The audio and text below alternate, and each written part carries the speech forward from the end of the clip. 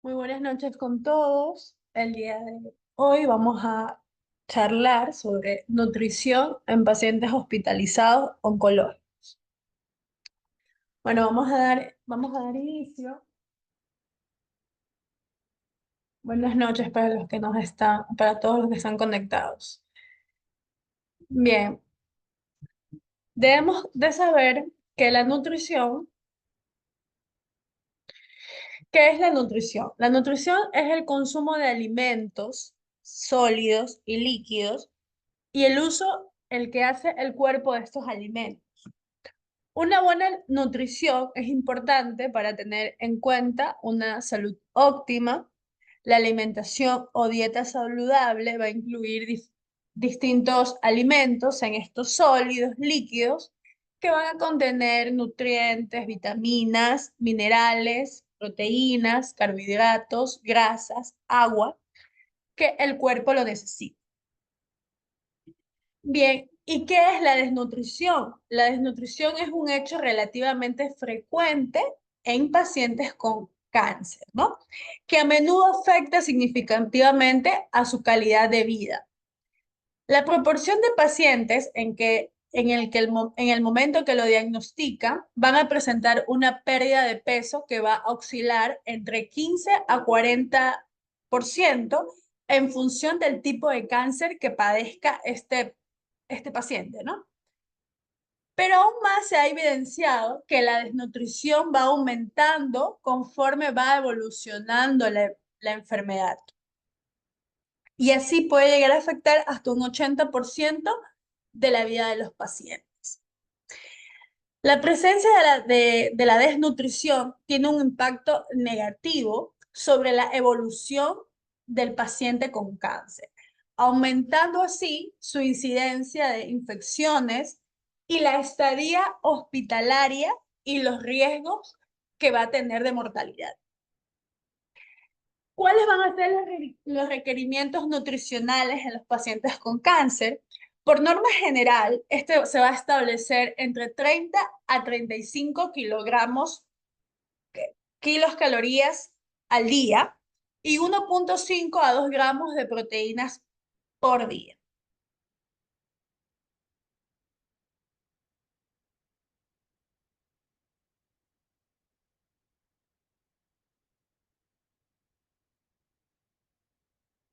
La desnutrición es un problema que va a afectar al 80% de los pacientes con neoplasias avanzadas o metástasis. Más del 50% se van a presentar desnutrición severas o moderadas. De hecho, la pérdida de peso es la mayor causa de morbimortalidad en el cáncer avanzado, ya que la caquexia es la causa de muerte uno de cada tres pacientes con cáncer. Entre otros efectos negativos de la pérdida de grasa corporal y de proteínica muscular van a ser por los retrasos de la cicatrización de heridas quirúrgicas, con consiguientes van a haber dehiscencias de las mismas, van a haber eventuaciones, van a haber fístulas, va a haber mala absorción por falta de síntesis de enzimas digestivas, potencializando así que el paciente esté inmunosupresivo debido a su tratamiento, favoreciendo así que estos tipos de pacientes pues, van a llegar a tener complicaciones, ¿no? Complicaciones tanto sean estas infecciosas, por disminución de la masa muscular, van a presentar astenia, van a presentar disminución del tono vital, lo cual pues van a aumentar sus síntomas depresivos, llevando pues a esto a un deterioro de su calidad de vida, lo cual va a ser un efecto negativo, ya que va a haber una disminución de la tolerancia del tratamiento.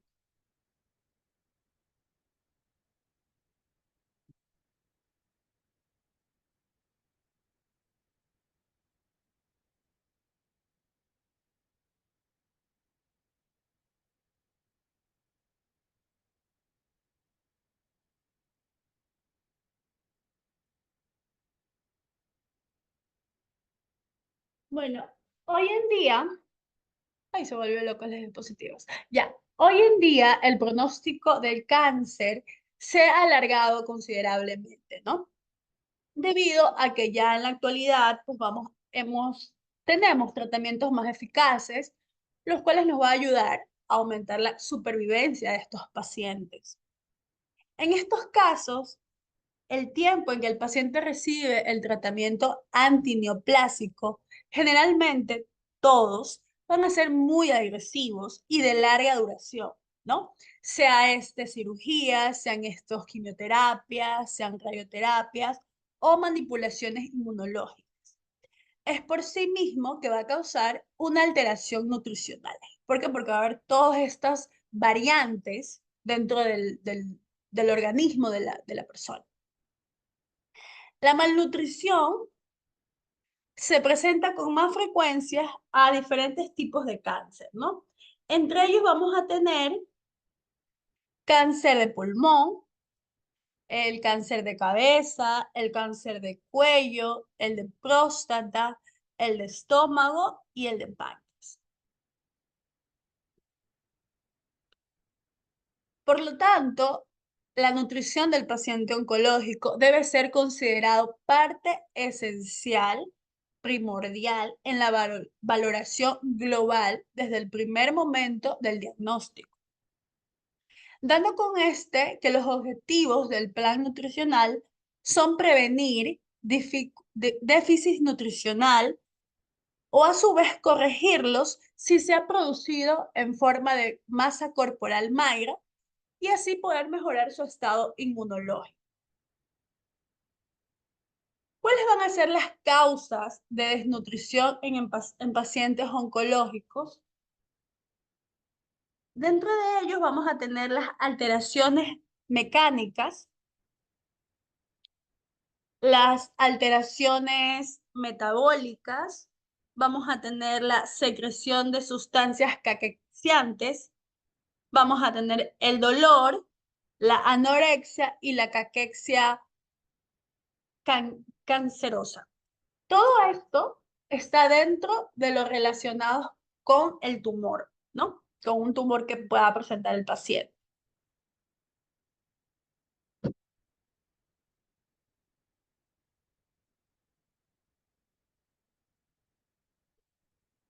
También tenemos entre ellas tenemos las relacionadas con el paciente, que las relacionadas con el paciente van a ser los hábitos adquiridos. También vamos a tener las relacionadas con el tratamiento, que sean estas cirugías, radioterapias o quimioterapias.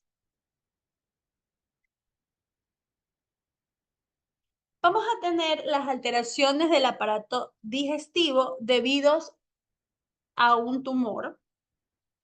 Entre ellas vamos a tener la obstrucción mecánica alta, la cual pues va a impedir el paso del bolo alimenticio. Sean esto porque se puedan presentar tumores de cabeza, tumores en cuello o tumores en el esófago,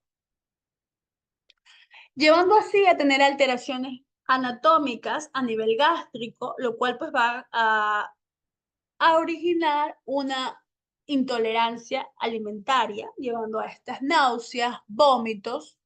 Vamos a tener obstrucción mecánica en tramos bajos del aparato digestivo, dando por ello obstrucción intestinal. También vamos a tener lesiones en mucosas que van a ser originadas por el tumor, lo cual pues van a impedir que los alimentos puedan ser digeridos, ¿no? Dando como estas hemorragias digestivas, dando úlceras, dando fístulas. También vamos a tener alteraciones en la absorción de los nutrientes, como consiguiente por la invasión tumoral de la mucosa del intestino delgado. Vamos a tener alteraciones de órganos que intervienen en la digestión de alimentos. Esto mayormente se da en los órganos del páncreas o a su vez también vesícula biliar. También tenemos carcinomatosis peritoneal, que va a ser la intolerancia alimentaria, dando con ellos vómitos y náuseas.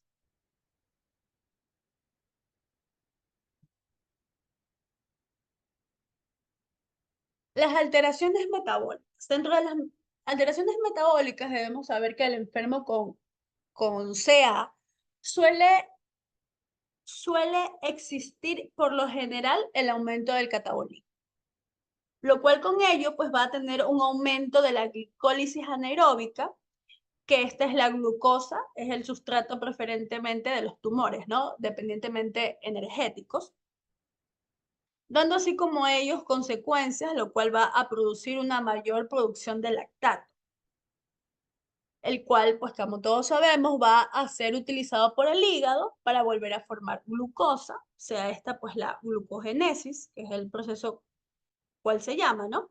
Ya sabemos, ¿no? Pues a través del ciclo del Cori, que es el proceso requiriente para el alto consumo energético. Entre ellos vamos a tener que el catabolismo proteico va a superar la síntesis proteica, lo cual pues va a producir una depresión de proteínas musculares y viscerales. También vamos a tener el aumento de la hipólisis, que va a ser el responsable de la pérdida de grasa.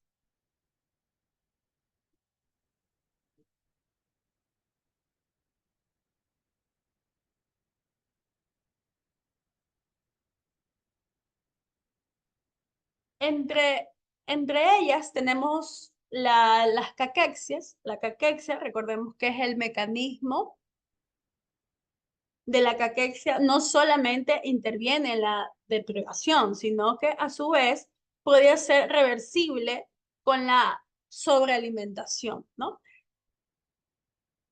Al ser estos mediadores circulantes provenientes tanto del tumor como del huésped, pues van a ser causantes directos de que el paciente vaya a tener caquexia, ¿no? Estos mediadores, como es el factor inductor de la lipólisis y el factor inductor que es la proteólisis muscular, y por otra parte, pues va a tener un factor importante, el huésped,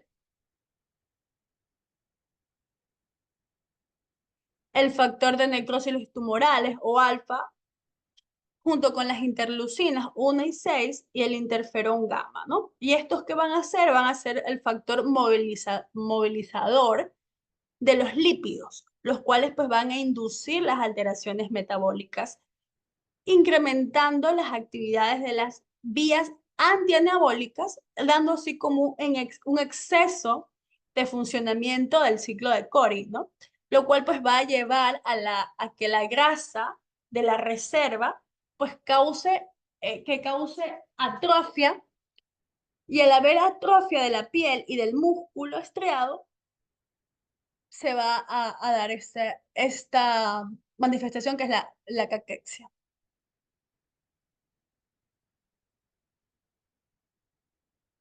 Bueno, entre unas de ellas se cree que otros factores como efectos caquexiantes o sustancias que provocan esta anorexia son la serotonina o la bombecina, y como resultado, a pesar del aporte de nutrientes elementales y de las calorías, no se va a lograr estimular síntesis de proteínas de forma relevante. Y de ahí es que el paciente va a producir la pérdida de peso y va unido a la importancia disminución de la masa muscular. Ya, debemos recordar que la anorexia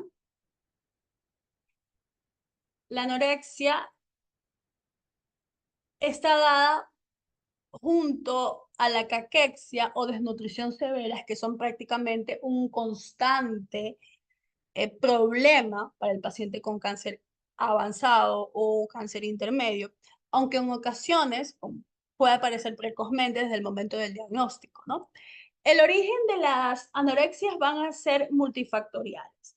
Entre ellas va a ser la presencia de saciedad precoz, el trastorno ansioso depresivo originado por el diagnóstico, presencia de dolor y alteraciones del gusto y del olfato. Dentro de los hábitos van a ser determinados, hábitos adquiridos, como va a ser el consumo de tabaco o el consumo excesivo de alcohol. Estos también van a ayudar y van a provocar una disminución notable del apetito. Recordemos que el alcohol, además de interferir con la absorción de algunos nutrientes esenciales, como los más importantes que van a ser la vitamina B12, el ácido fólico, el magnesio o el zinc, el sedentarismo hace que la masa muscular esté disminuida, atrofiada.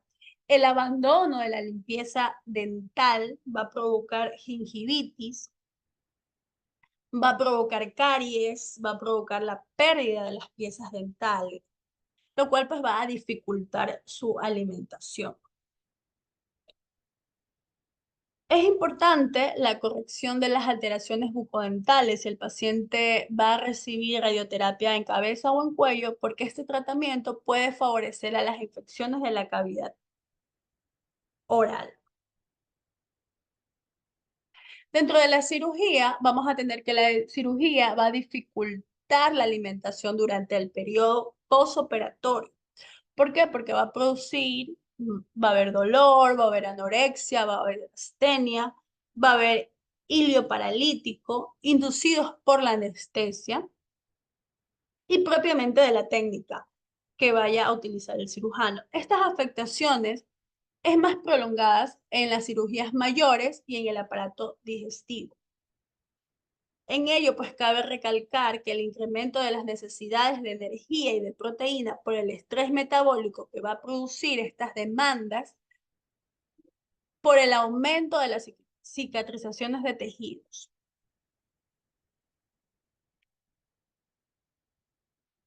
Aparte de que después de la cirugía va a haber una malnutrición previa determinada porque va a haber una evolución más lenta, va a aumentar las posibilidades de complicaciones, sean accesos, sean fístulas, y por lo consiguiente el aumento de las necesidades nutricionales. Dentro de los efectos de la cirugía sobre el estado nutricional va a estar muy relacionado con el estado nutricional, perdón, con el grado de agresión. Recordemos que las cirugías curativas suelen ser mucho más agresivas que las paliativas. También tiene mucho que ver la localización, tiene mucho que ver las complicaciones, las secuelas a largo plazo y el periodo de ayuno postoperatorio. Dentro de una de las complicaciones eh, entre la cirugía de cabeza y cuello, puede existir aquí alteraciones de la masticación y de la deglución, sequedad bucal, serostomía, disfagia, adonifagia. Puede haber una broncoaspiración, resequedad esofágica, que va a ser la alteración de la deglución. Va a haber reflujos, saciedad precoz. En la resección gástrica, entre ellos va el común, que es la mala absorción de vitamina B12, vitamina D, de fierro, de calcio, saciedad precoz, éxtasis gástrico y el síndrome de Dupli, que ya lo vamos a nombrar más adelante. Dentro de las resecciones del intestino delgado vamos a tener, dentro de las complicaciones, diarreas, alteraciones hidroelectrolíticas, mala absorción, intolerancia a la lactosa. En cuanto a la resección colorectal, vamos a tener dentro de las complicaciones mala absorción de vitamina B12, mala absorción del magnesio, del calcio, del sodio, del potasio, diarreas y también alteraciones hidroelectrolíticas. Dentro de las cirugías pancreáticas es la mala absorción de grasa, de vitaminas liposolubles, B12, calcio, hierro, zinc, hiperglucemias. En cuanto a las cirugías de vesícula y de vías biliares, esta va a ser por mala absorción de grasa, van a haber gastroparesias, va a haber déficit de vitaminas liposolubles. Siempre van a estar afectadas estas vitaminas liposolubles, siempre. La número uno siempre va a ser la B12, calcio, hierro, zinc, alteraciones hidroelectrónicas. Y entre las cirugías hepáticas, aquí se va a afectar la hiperglucemia, hiperlipidemias, encelopatías hepáticas, déficit de vitaminas liposolubles, ácido fólico, magnesio y zinc.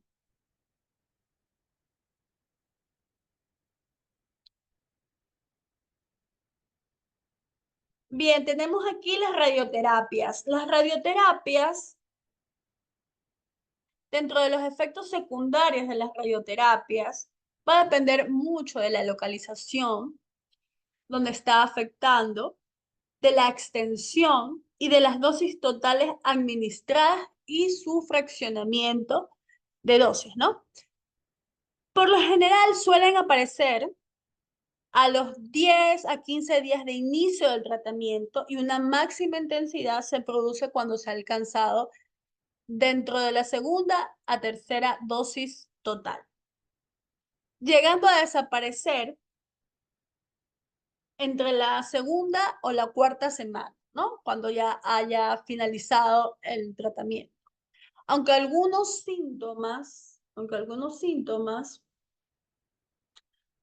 como las alteraciones de gusto, del olfato o la disminución de salivación, pueden pues tardar muchos meses en desaparecer, ¿no? Inclusive mantenerse indefinidamente. Dentro de los efectos agudos más importantes, se produce cuando se irradia cabeza, cuello, ¿no? Que va a haber, que puede llevar con ello odinofagia, serostomías, mucosi- mu- mucositis, alteraciones dentarias.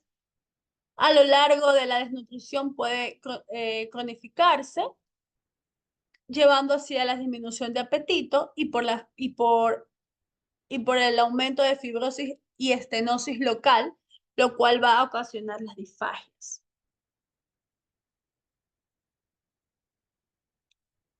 En cuanto a la radioterapia abdominal y pélvica, pues se van a asociar aquí síntomas o cuadros de diarreas, de mala absorción, de obstrucción intestinal. La radioterapia torácica va a producir vómitos, va a producir fibrosis, va a producir estenosis esofágicas, llevando así a la dificultad de la alimentación. La mucositis es la inflamación aguda de la mucosa que recubre el tracto digestivo superior, sea esta cavidad bucal, faringe, esófago y estómago. Recordemos que mayormente afecta al esófago, ¿no? Que es cuando el paciente no puede tragar, no puede digerir alimentos. Se identifica como la lesión suscrita o difusa, ya que esta va a ser muy dolorosa, va a haber mucho enrojecimiento, va a haber aumento del grosor, va a haber desprendimiento del epitelio, va a haber resequedad, sangrados, que va a afectar a la faringe o esófago, dolor al deglutir y que puede aparecer de forma precoz, de 2 a 3 días después de la quimioterapia, y alcanzar precozmente, perdón, y llegar a tener una mayor severidad que puede llegar de 7 a 10 días, hasta incluso 15 días después de resolverse en 2 semanas. Dentro de la prevención más eficaz, vamos a realizar diferentes tipos, ¿no? Dentro de ellos debemos recordar que debemos hacer una buena revisión y correlación de las alteraciones bucodentales previas al inicio del tratamiento. Hay que tener una buena higiene diaria con cepillados, sean estos o no posibles, un antisexia oral con clorexidina diluida, peróxido de hidrógeno diluido o sueros con bicarbonato. También la cricoterapia mediante el enfriamiento de la mucosa oral, manteniéndola con hielo durante el tratamiento del quimioterapia, ¿no? La vasoconstricción va a disminuir la cantidad de fármacos eliminados por la saliva. También podemos, también dentro del tratamiento de la mucólisis, vamos a tener lubricantes a base de vitamina E, como es el algamato, el sucralfato, analgésicos tópicos, como enjuagues bucales con hidróxido de sodio, de aluminio, lidocaína, antes de cada comida. También tenemos las alimentaciones basadas en pequeñas cantidades de pan. Es importante que estos líquidos los puedan ingerir con cañas o con sorbetes. Estos suplementos nutricionales, analgésicos previos a la comida, evitar alimentos calientes. Se recomienda líquidos fríos, tibios, como por ejemplo quesos suaves, plátanos, melocotones, zumos de manzana, zumos de naranja, batidos a base de agua. Bueno, serían jugos, ¿no? Pero o batidos como también el ensure, ¿no? Bueno, estos son proteínas, que ya lo vamos a hablar. Se deben evitar alimentos calientes, obviamente, ¿por qué? Porque la mucositis pues va a afectar a la mucosa, entonces no vamos a querer que el paciente vaya a tener una irritación y no vaya a poder tolerar ninguna comida porque va a quemar la mucosa, ¿no? Entonces vamos a tener que evitar ácidos, picantes, cosas, todo lo que tenga que ver con alimentos amargos, alimentos secos, sean estos chatarras, ¿no? Frituras, todas esas cosas. Evitar cítricos, como por ejemplo limón, chicles, evitar caramelos.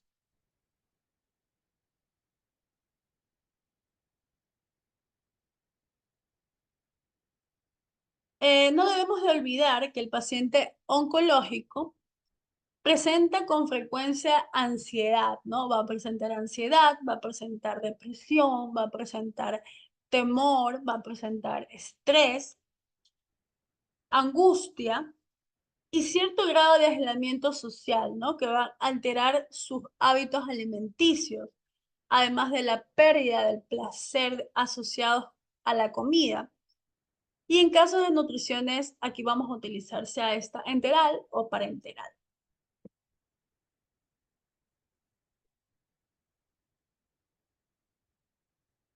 Ya, dentro de los efectos secundarios a la quimioterapia, aquí vamos a tener que dentro de aquello,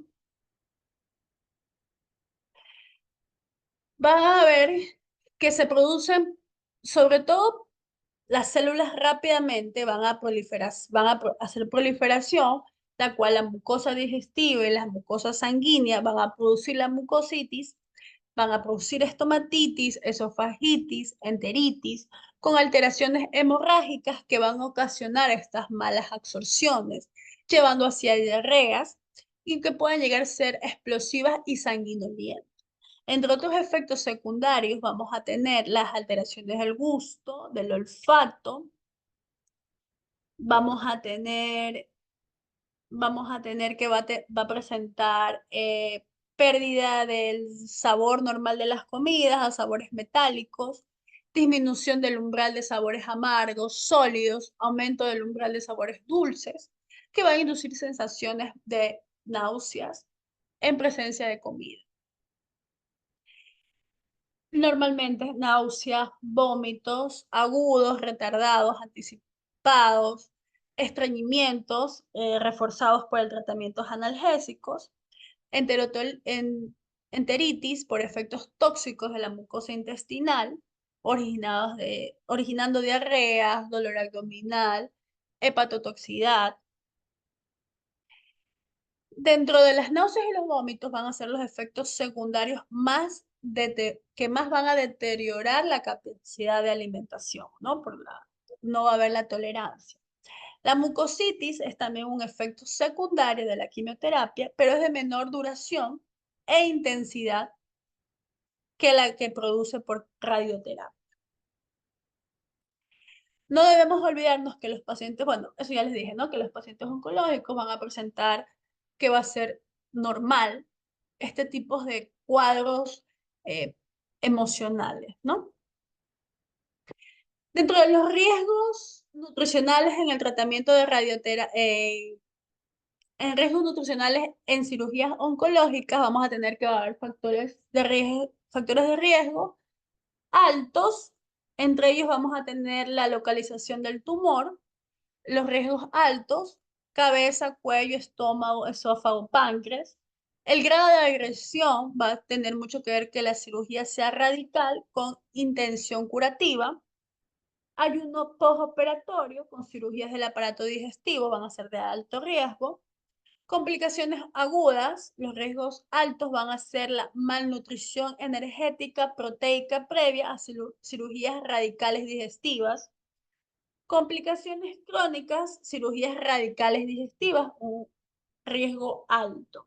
También tenemos el riesgo nutricional en tratamientos radioterapéuticos.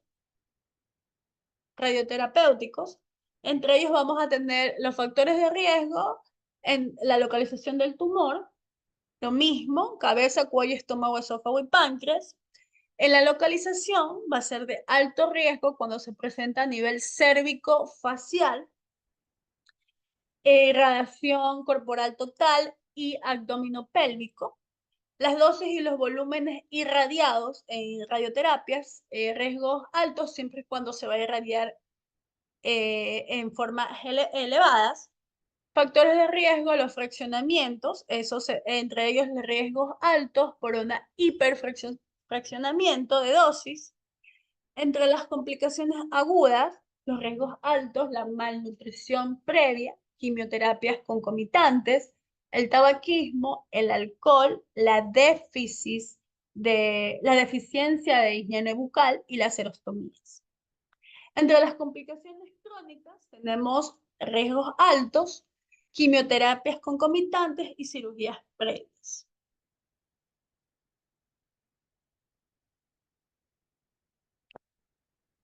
También tenemos el riesgo nutricional en tratamientos de quimioterapia. Entre los factores de riesgo vamos a tener las emesis. El riesgo alto va a ser mayor al 90% de los pacientes.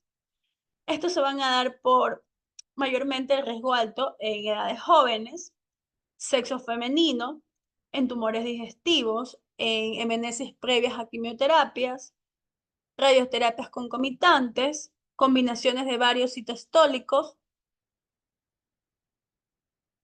También tenemos factores de riesgo, la mucositis, que va a ser un tratamiento combinado con radioterapia e irradiación corporal total.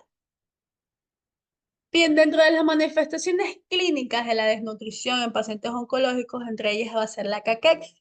La caquexia, pues está asociada, el 80%, al cáncer, que es una manifestación de una actividad de la enfermedad. Pero el paciente con cáncer con mayor frecuencia va a tener desnutrición por ayuno y estrés metabólico, que no están en relación con la caquexia cancerosa y que supone un riesgo para la evaluación de la enfermedad y de la aparición de complicaciones potencialmente mortales. El paciente con cáncer puede presentar de forma aisladas desnutriciones energéticas por falta de aporte, desnutriciones debidas a hipercatabolismo por complicaciones infecciosas o quirúrgicas o por desnutrición por caquexia cancerosa.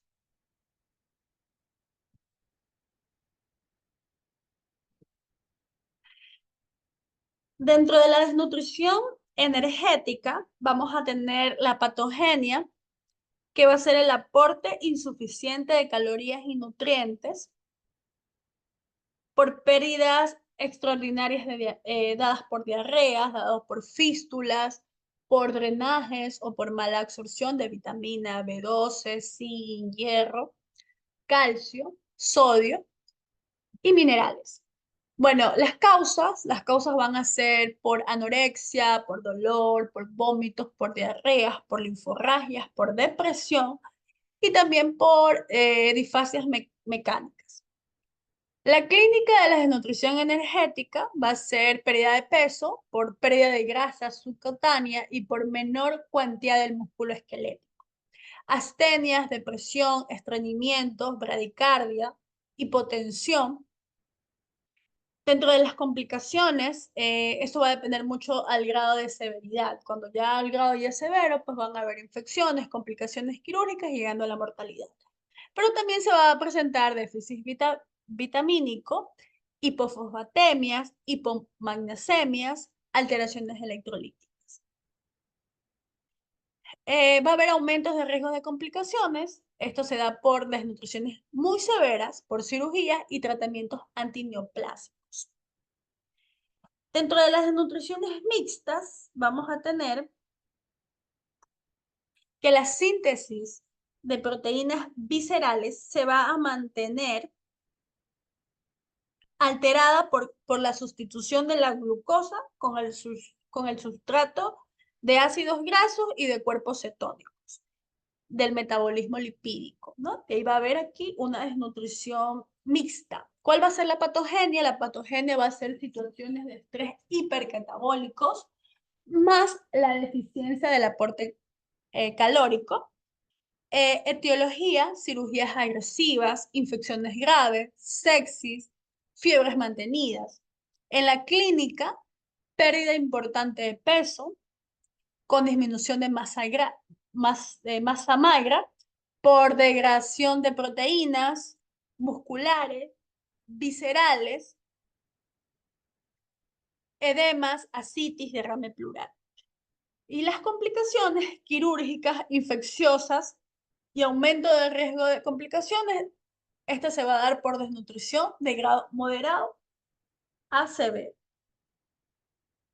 La caquexia cancerosa es también llamado síndrome de anorexia caquéxica, que es un complejo de síndromes paraneoplásicos que van a estar caracterizados por la pérdida de peso progresiva e involuntaria. Anorexia, astenia, alteraciones del metabolismo que van a impedir la eficacia de la nutrición y la devastación tisular, dando con ello la resistencia al tratamiento y que siga la enfermedad con su actividad.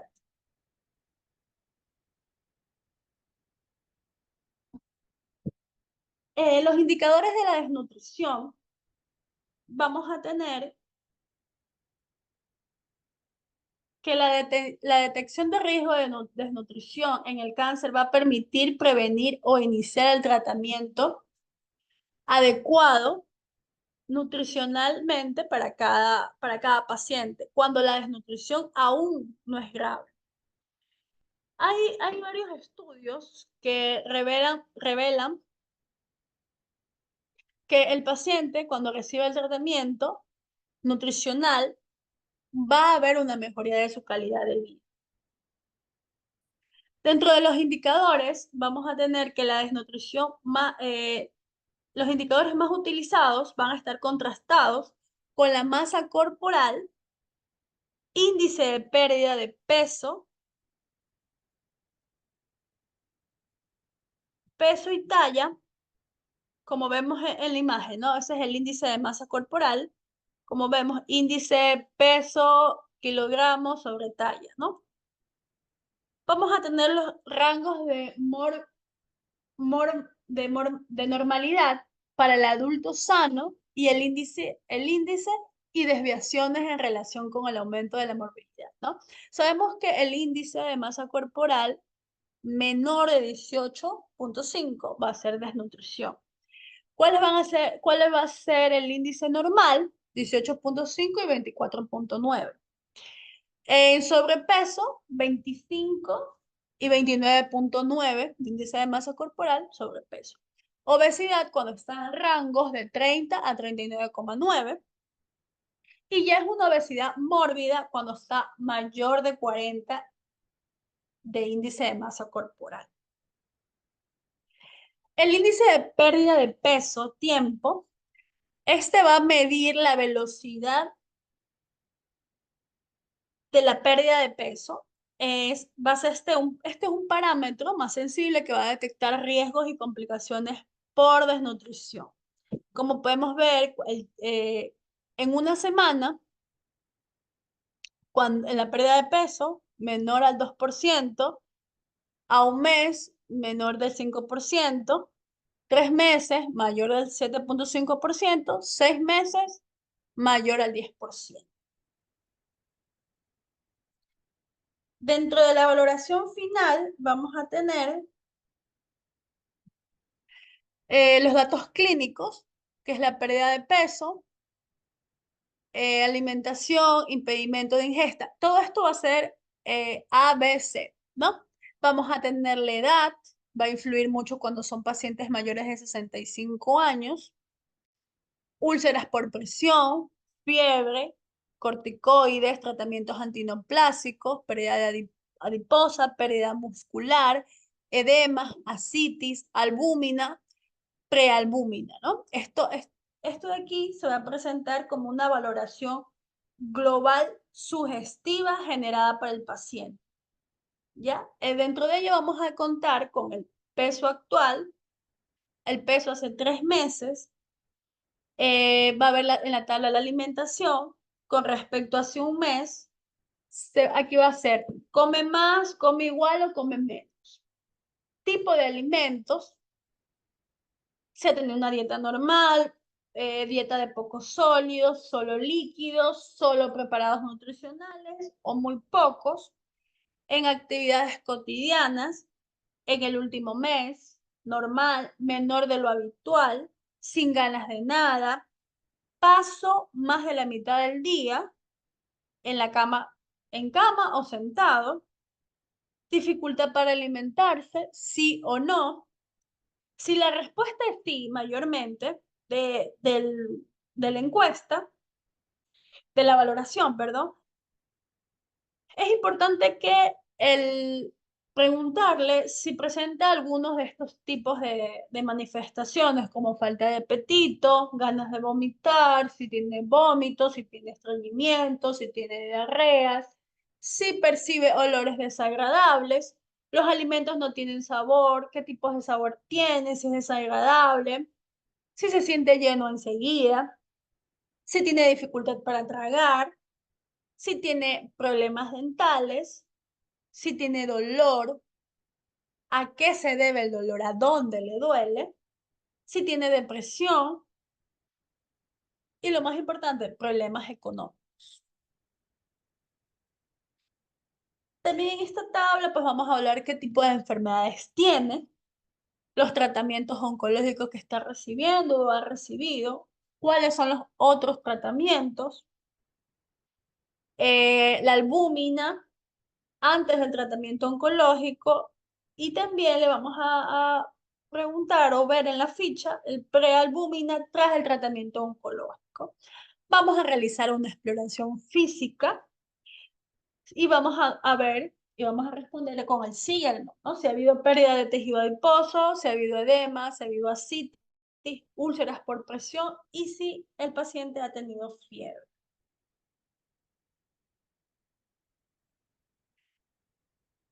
Dentro de la valoración diagnóstica, vamos a tener que la valoración del estado nutricional va a establecer el tipo y el grado de desnutrición que va a existir. Se va a realizar una anamnesis con historia dietética, exploración física, parámetros antropométricos y de laboratorio.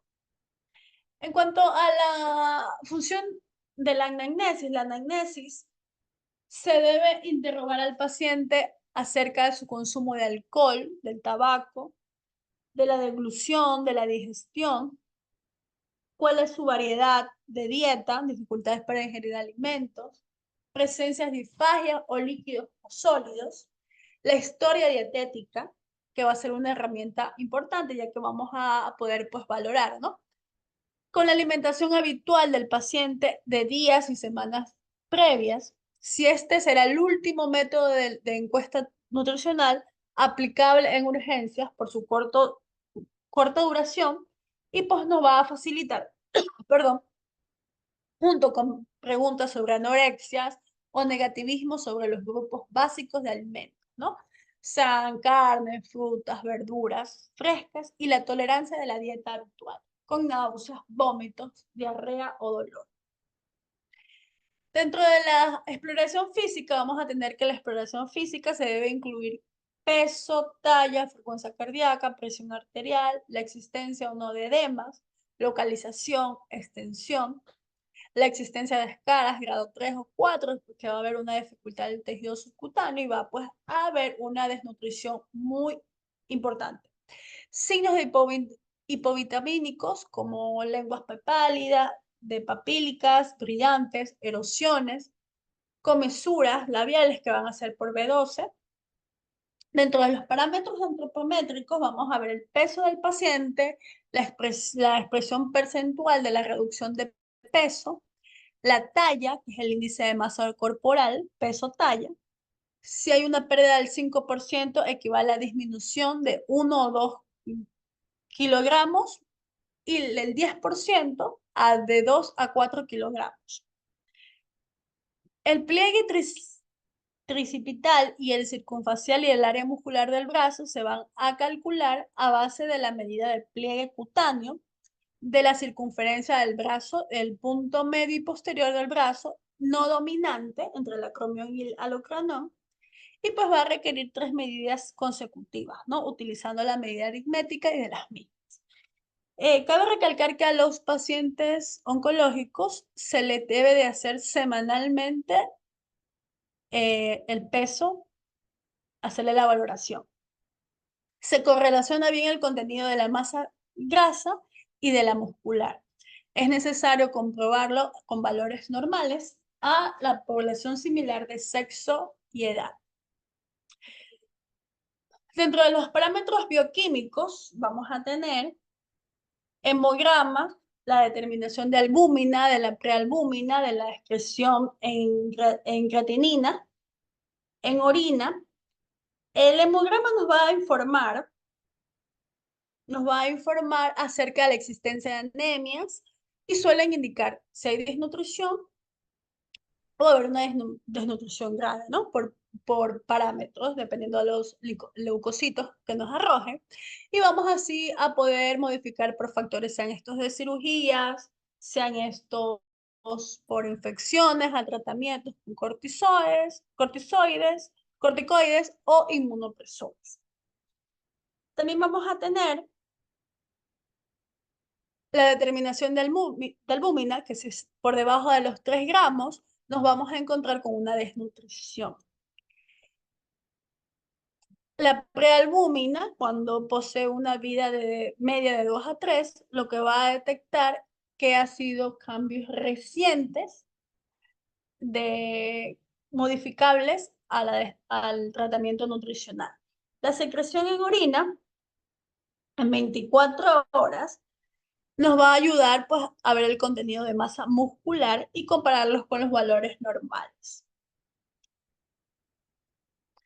Dentro de los cálculos de requerimientos nutricional, el rango necesarios calóricos de pacientes oncológicos es de 25 a 40 kilogramos peso.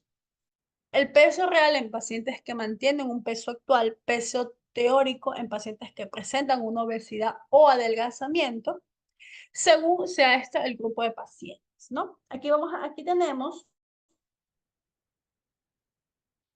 tenemos un cuadrito que nos va a indicar si son ancianos encamados o pacientes críticos, sedados. Este peso de ellos van a ser de 25 a 30 kilogramos kilo. Adultos con actividades muy ligeras de 30 a 35 kilogramos kilo. Desnutrición o actividad ligera, 35 a 40 kilogramos. Obesidad de 25 a 30 kilogramos kilos según la actividad física. Y estos requerimientos proteicos en pacientes oncológicos sin estrés va a ser de 1 a 1,5 kilogramos día. Y en pacientes que van a tener caquexia o estrés metabólico, va a ser un poquito más, que va a ser de 1,5 a 2,5, ¿no? El aporte de los micronutrientes debe ajustarse dependiendo de las recomendaciones del estilo diario de cada persona, ¿no? Potencialmente, considerar los suplementos de altas dosis en pacientes que van a presentar estrés metabólico o con caquexia. Dentro de la educación nutricional básica vamos a tener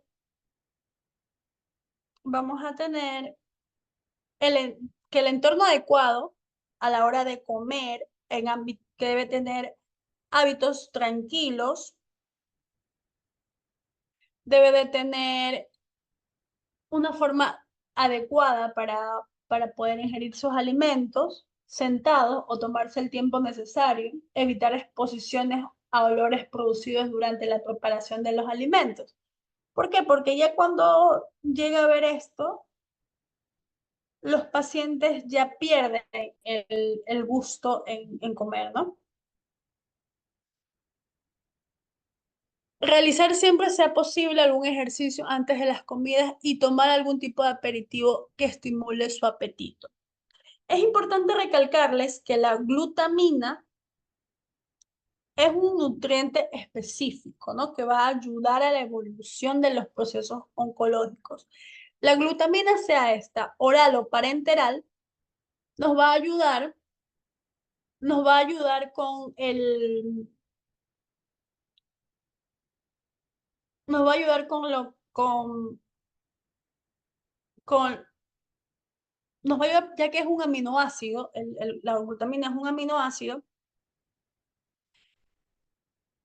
Entre los otros nutrientes, podemos ver que puede existir,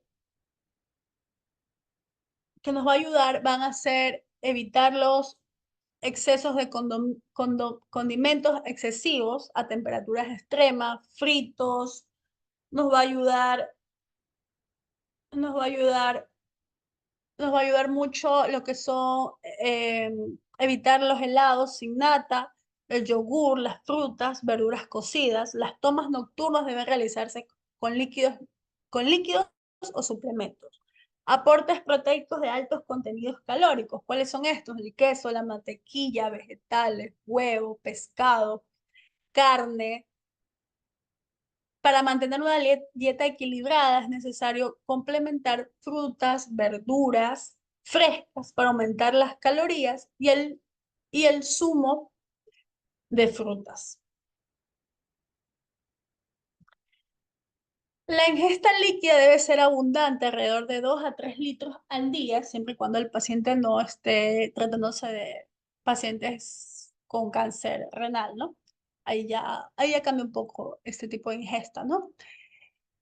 Para evitar la sensación de saciedad, la ingesta líquida debe realizarse independientemente de las comidas y tomas pequeñas y frecuentes. Es importante no usar ropa apretada que oprima la cintura ni el abdomen.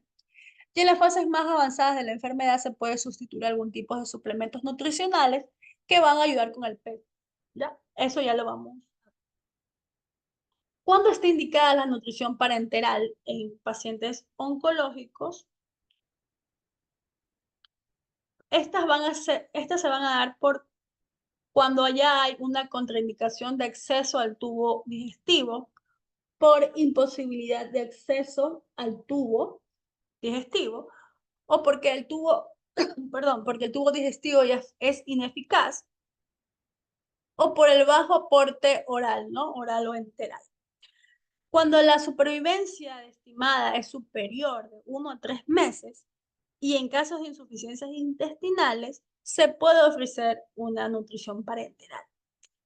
En casos de ser vía oral o enteral, insuficientes y existir así pues una mejoría de calidad de vida.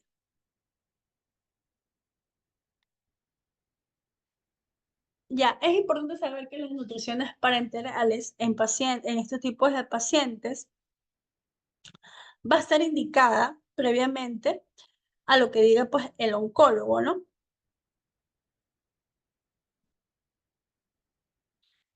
Vamos a recordar, vamos a recordar los tipos de accesos que hay en las vías de administración, porque no solamente hay oral, ni tampoco hay solamente parenteral, ¿no? Tenemos accesos periféricos.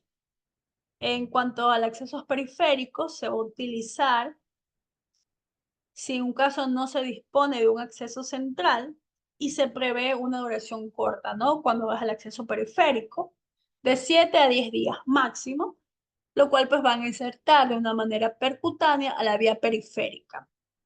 Siendo este acceso es algo económico, es sencillo de manejo y no hay muchas incidencias de infecciones asociadas al catéter. También tenemos acceso central, que va a ser la elección que va a depender del paciente y también dependiendo del centro, pues, ¿no? El centro donde se encuentre el paciente, ¿no? No todos no todos los hospitales tienen acceso a la vía central. También vamos a tener catéter central, percutáneo o vía central, que es lo mismo, la disponibilidad. Lo cual, pues, el médico, el cirujano, va a implantar en la subclavia, yugular o femoral, también es económica y fácilmente, bueno, con práctica es muy fácil. Solo se usa en soportes parenterales a corto plazo, ¿no? Y va a requerir una sutura, ¿no? Para su mayor fijación. También vamos a tener catéter central insertados en vías periféricas, que son las PIC. Ya, esto va a tener, esto también va a ser, ¿no? Dependiendo a la accesibilidad de, de esta técnica, ¿no? Pero puede ser algo más complicado el manejo para el paciente, ya que es un acceso cubital y en caso de soporte domiciliario, pues no va a ir muy bien. Bueno, tenemos otros más, pero no son muy usados, que es el atonelizado de tipo Higma y el reservorio de Port Ham, que se llama, ¿no? Que el tunelizado pues va a tener que van a implantar en la subclavia o yugular y las reservorios de Port Ham, estas van a ser subcutáneas o puertos que... Y el material va a ser de silicona. Bueno, este solamente les menciono porque este no lo utilizo.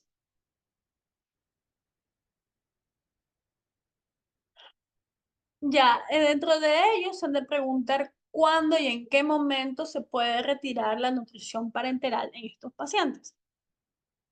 Esto se va a dar por la retirada, básicamente, cuando hay una recuperación de la funcionabilidad del tubo digestivo del paciente, por complicaciones graves asociadas y por situaciones que o sea, comprometan, sean estos por bacterias, y ya haya necesidad de retirarlo, ¿no?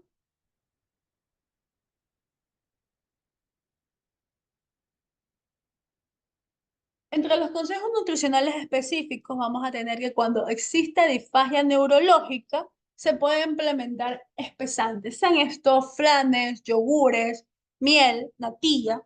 Si la disfagia es por odinofagia, se deben emplear alimentos cocidos, sean estos blandos, con salsas suaves, purés, líquidos y evitar así los alimentos irritantes, ¿no? Picantes, rocoto, ácidos, fritos y frutas con piel. Si la disfasia es por gloxectomía, se pueden tomar alimentos en pequeñas cantidades con tratamientos específicos. Si existe la mucositis,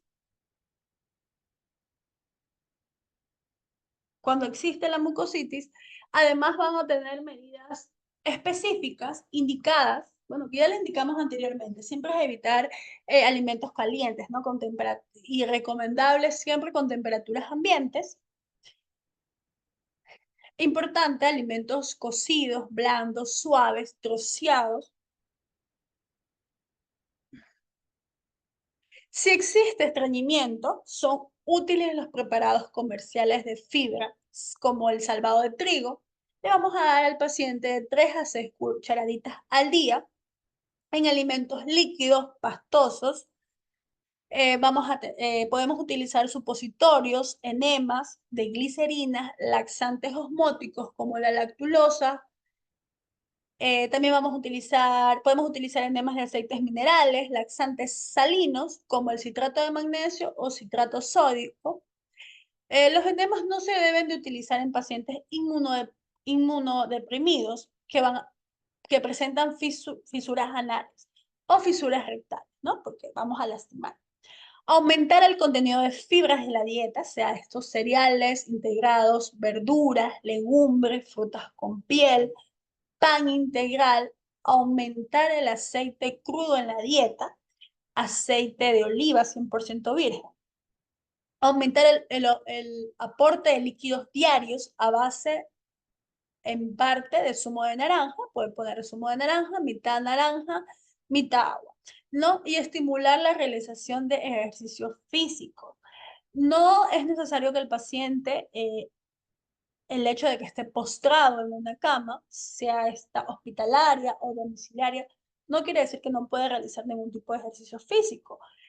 Hay ejercicios físicos para los pacientes postrados en cama y para los pacientes en domiciliarios, ¿no? O sea, lo hay, ¿ya? Lo hay con menos intensidad, con más repeticiones. Si existen diarreas o mala absorción, se puede emplear inhibidores del peritaltismo, como es la loperamida, siempre y cuando pues, no exista sospecha de infecciones,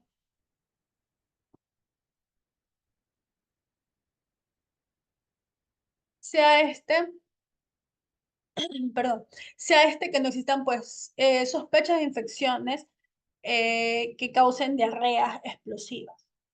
La buscapina es la primera y no y cuando existe el dolor cólico, ¿no? Las diarreas refractarias se pueden añadir somatostatina en malas absorciones debido a las necesidades pancreáticas. Se pueden utilizar aquí algún tipo de algún tipo de perdón, algún tipo de tratamiento y se debe suprimir todo lo que son los aportes de fibras insolubles, ¿no? Como comidas voluminosas, comidas copiosas, comidas pesadas, ¿no? Como, eh, como es el picante, como es el chocolate, el café, la leche, ¿no? Y podemos hacer que el paciente lo sustituya por eh, leche, pero sin lactosa, ¿no? El queso y los alimentos grasos, fritos, las bebidas alcohólicas o con gas, es también suprimirlas, ¿no? Y es útil que el paciente beba de 2 a 3 litros de líquido, sean estos en agua, en caldos, en infusiones. No nos, podemos variarlo, ¿no? Eh, Preparar las fibras saludables, tomar preferentemente yogur sin lactosa, sin leche entera, sabores de frutas para que no sea tan aburrido comerlo, ¿no? Que el jamón sea cocido, el arroz y las pastas bien cocidas, el pescado y el pollo cocido, sin piel ni grasa, pan tostado, papillas de harina, de arroz o de maicena. Lo importante en este tipo de alimentación es que sea variable, pero altamente saludable y rica en fibras. Si hay producción de náuseas o de vómitos o dolor tras el tratamiento, se debe pues administrar alimentos inmediatamente, tomar preferentemente alimentos secos como pan tostados, galletas. Se deben aumentar las proteínas, calorías al día, deben consumirse porciones pequeñas y aumentar así el número de tomas. Se debe evitar la leche entera por leche deslactosada. Deberemos ingerir a los pacientes que incrementen el zumo de frutas, evitar bebidas endulzadas. Se recomienda agregar huevos, mayormente las claras de huevo, ¿no? En comidas, ¿no? 4, 3. Se deben agregar trozos de carne o queso en salsas, verduras o en sopas.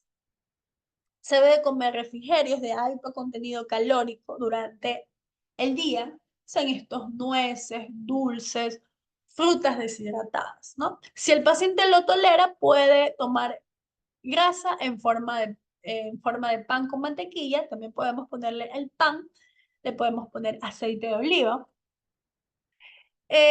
Algunos pacientes con cáncer desarrollan intolerancia a la lactosa y se puede, bueno, como ya les dije, ¿no? Comprar leche sin lactosa, yogur y queso con menos lactosa o sin lactosa, que sí lo hay. Pacientes con el síndrome de Dublin, que es la evacuación gástrica rápida, generalmente se da por cirugías gástricas previas, lo cual va a producir en estos pacientes mucho dolor, mucho cólico, sudor, síncope, distensiones gástricas. eh, y las recomendaciones siempre van a ser comer porciones pequeñas, pero con más frecuencia, recostarse inmediatamente después de comer para que así haya una relajación del peristaltismo, restringir los carbohidratos refinados, aumentar las proteínas y grasas en la dieta, beber líquidos 30 minutos antes de las comidas y 30 a 60 minutos después de las comidas. No comer ni beber en las 2 horas previas al tratamiento para evitar el síndrome de Dublin, ¿no? Dentro de las alimentaciones básicas adaptadas, que es el ABA comprende dietas trituradas de alto valor nutricional como estas papillas de cereales para el desayuno, meriendas, purés que van a ser elaborados a base de carnes, aves, pescados, huevos, hortalizas para comidas principales, sean estas cenas. También es importante administrarles compotas de frutas para postres, ponerles algún tipo de gelatinas después de las comidas para así ayudarle a hidratación al paciente, dar mm, enriquecedores de la dieta en caso de que no sean completas o existentes de nutrición, ¿no? Recordemos que también podemos darle estos suplementos que son el Ensure, ¿no? El Ensure pues, es completo. En caso el paciente tenga intolerancia a tipos de sólidos, ¿no? En cuanto a los suplementos nutricionales, los requerimientos de energía o de proteínas, es necesario nutrientes específicos, ¿no? Sean estos líquidos o semilíquidos con elevada densidad calórica. El empleo de suplementos orales frente a las recomendaciones nutricionales no ha demostrado alguna diferencia en cuanto a la morbilidad o mortalidad, ¿no? Para determinar las dosis, bueno, ya sabemos, ¿no? El cálculo, índice de masa corporal, peso, talla. Se recomienda tomar fuera de los horarios de comidas para que no se conviertan en sustitutos de las mismas, ¿no? Es una muy buena opción administrarlas de forma subcutánea con medicaciones orales o sustituciones de agua, ¿no? Los suplementos proteicos son fórmulas que van a aportar un elevado contenido proteico junto con calorías, sean con vitaminas y minerales, ¿no? Dentro de las nutriciones artificiales, estas se van a dar como situaciones específicas eh, dadas por un soporte nutricional como periodos preoperatorios, tumores que obstruyen el aparato digestivo, pacientes con fístulas, enteritis o pacientes con síndrome de intestino corto, siempre que sea la actitud a solucionar situaciones relativamente de corto plazo, ¿no? El paciente con desnutriciones graves, la nutrición parenteral preoperatoria es durante de 7 a 10 días y lo puede reducir de un 7 a un 10% de complicaciones quirúrgicas. El paciente no desnutrido no aporta beneficios. El periodo postoperatorios inmediatos nutricionales enterales va a presentar un menor incidencia de complicaciones, ¿no?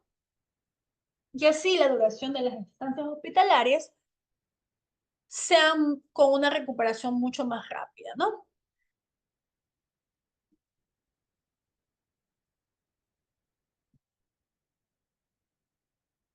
Dentro de las sondas nasogástricas debemos saber que se pueden prever durante la nutrición enteral pueden ser relativamente cortas, entre 2 a 3 meses, entre 2 semanas a 3 meses, ¿no? Dependiendo. Siempre va a haber cambios, ¿no?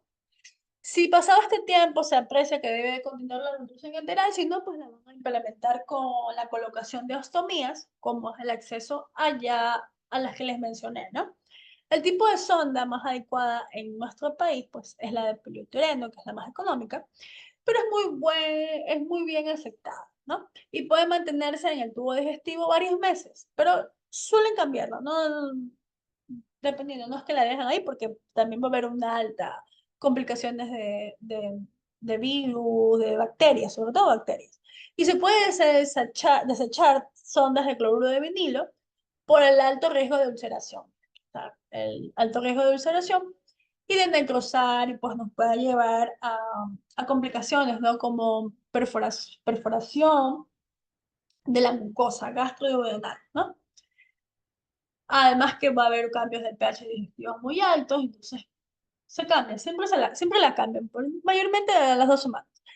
La longitud de la sonda, ¿no? Bueno, la longitud de la sonda puede llegarse a dar, dependiendo del calibre, ¿no? Pero siempre vamos a tomar la distancia, oreja, nariz y foides, ¿no?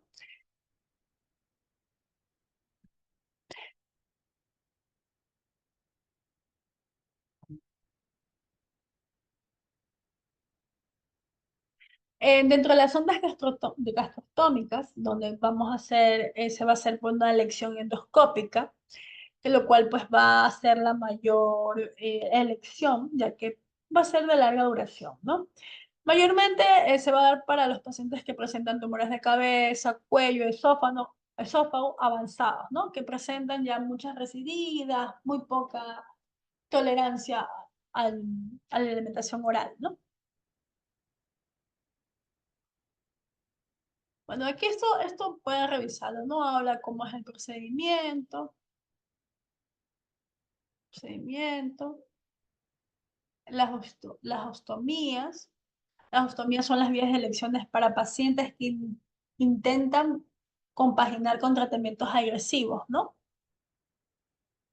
En cuanto a los problemas de la nutrición en generales en urgencias, el recambio de la sonda nasogástrica, la salida o obstrucción de la sonda suelen ser causas más frecuentes, sobre todo por el recambio, ¿no? El recambio de una gastrotomía se debe realizar, bueno, siempre lo va a realizar el especialista, ¿no? O el especialista, ¿no? En caso de salida accidental, vamos a impedir el cierre colocando una ostomía del mismo sistema, ¿no?